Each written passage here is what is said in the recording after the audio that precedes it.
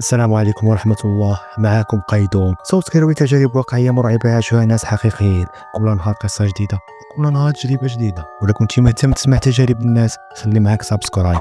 قصتنا اليوم كتقول: فاش كانت عندي تقريبا 9 سنين كنت انا وماما بايتين في دار خالتي. في ذاك الوقت الدار ديال جيران خالتي كانت مهجورة، ولكن انا ما كنتش في خباري. داكشي علاش فاش شفت واحد المنيته صغيره من الشرجم ديال ديك الدار ما ديتهاش فيها. كانت لابسه كسوه بيضاء وجهها باهت بزاف. شافت فيا نيشان وعاد مشات بشويه عليها بحدا الشرجم. من بعد فاش عاودت لعائلتي هادشي تصدموا وشرحوا لي بلي حتى واحد ما كان ساكن في ديك الدار. شحال هادو هي خاويه. دازت تقريبا شي نص ساعه حتى ساعه وكنت انا صافي نسيت الموضوع كامل. واحد النهار كنت انا وماما واقفين تحت في الدروج، يلا كنا غنطلعوا للفوق حتى شفنا عاوتاني داك البنيته النيس.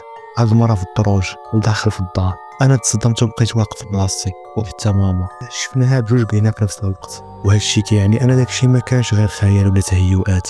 البنت هبطات فينا واحد الشوف، ومن بعد دارت بشويه عليها ومشات. من بعد قلبنا الدار ولكن ما لقينا حتى اثار شي حد، وحتى لدابا باقي داكشي كيخلعني. وكل مره كنمشي فيها عند خالتي كنبقى راد البال مزيان. التجربه ديال اليوم سالات، الا اولا عشتي شي قصه غريبه ولا شي تجربه بحال هذه بكالك تعاودها لينا. ربما قصه كندوزوها في الشين ديالنا. انا قيدوم، والسلام عليكم ورحمه الله تعالى وبركاته.